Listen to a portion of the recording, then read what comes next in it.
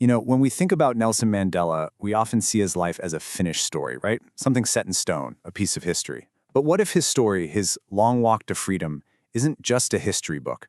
What if it's actually a manual, a guide for building that one single trait you need to get through the impossible, moral stamina?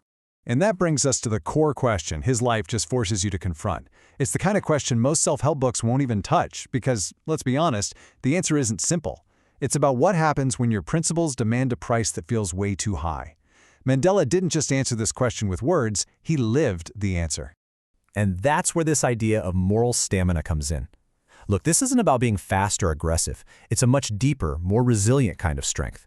It's like the architecture of your character that allowed Mandela to withstand decades of crushing pressure without breaking, and maybe more importantly, without becoming the very monster he was fighting. So to really understand this stamina, we've got to go back to the very beginning to see how the revolutionary was forged in the first place. This idea of leadership he had, it didn't come from some fancy business school. It came from his childhood, watching the tribal meetings of his Tembu tribe. He learned that real leadership wasn't about shouting orders from the front. Nope. It was about patient, quiet guidance from behind. This whole concept of subtle direction, it would end up being his secret weapon. But his formal education? That was a totally painful awakening. He realized the system wasn't just unequal, it was designed that way, with a very specific purpose. One group was being groomed to rule, while the other was being conditioned to obey. And that stark realization, it turned him from just a student into a lifelong fighter for justice. The injustice wasn't some flaw in the system, it was the system. And that realization just kicked off a chain of events. He moves to Johannesburg and sees the brutal reality of apartheid firsthand. He channels all that anger into action, co-founding the ANC Youth League to demand change, not just ask for it. He even uses the system's own rules against it, opening a law firm. But as the state cracked down harder and harder, he made this calculated, agonizing decision. Peaceful protest just wasn't enough anymore. The move to armed struggle was absolutely a last resort, a controlled move, not a descent into chaos. And this brings us to the central ordeal of his entire life, the 27-year test. An ordeal that would become the ultimate crucible for every single principle he had. 27 years. Just let that number sink in. A quarter of a century, an entire generation. This wasn't just a prison sentence. This was an attempt to literally erase a man from history. The conditions on Raman Island were designed to break a person physically and spiritually. We're talking hard labor, total isolation, constant dehumanization. But Mandela discovered something really profound there. He realized the most important battlefield wasn't in the prison yard. It was in the 6 inches between his own ears. They could lock up his body, sure, but they couldn't control his mind.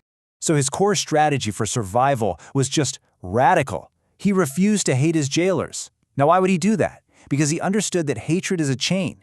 It literally ties you to your oppressor, making you emotionally dependent on them. By refusing to hate, he kept his internal freedom. He turned his prison cell into a university, a leadership academy, where he studied his enemy, learning their language, their culture, their fears. And here's the great paradox of his imprisonment. The state banned him, they silenced him, they tried to make him a non-person, but his unwavering consistency, his flat-out refusal to be broken, it turned his silence into a symbol that was way more powerful than any government propaganda. While politicians came and went, Mandela's integrity became this constant, building trust all over the world. And then, after those 27 years, he was released. The world expected a man just burning with rage, with a thirst for revenge. But what they got was something way more powerful, and frankly, way more dangerous to the old regime. They got freedom without bitterness. This quote right here, it explains everything about the man who walked out of that prison in 1990. He understood that real freedom is internal. Leaving with bitterness would just mean he was carrying the prison with him. Forgiveness wasn't some gift to his oppressors. It was an act of ultimate self-liberation. And he applied this philosophy to a nation that was on the very brink of civil war. He had this masterful negotiation strategy. First, think long-term. The country's stability was more important than short-term wins. Second, you have to separate justice from vengeance. Justice builds a future, vengeance is just stuck in the past. And third, and this is so key, win without humiliating your opponent. He knew a lasting peace meant everyone had to have a place in the new South Africa. This philosophy led to a choice that was just radical. He chose reconciliation over revenge. He invited the very same people who upheld apartheid into his government. Now, this wasn't weakness, it was an act of incredible strategic strength. It was designed to stop a civil war and build a fragile unity. He didn't just win an election, he stabilized an entire nation. So why does a story from decades ago matter to us now? In our world of instant reactions and constant noise? Well, let's distill his life down into a practical framework that we can actually use. Okay, these are the foundational beliefs that powered his moral stamina. First, your real freedom exists in your mind. Second, discipline and just grinding it out will always beat flashy talent in the long run. Third, your personal ego has to take a backseat to the mission. And finally, time is the great filter. It weeds out all the pretenders and reveals who's truly serious about what they're doing. So here it is, Mandela's framework for you. 1. When you get provoked, choose strategy over a gut reaction. 2.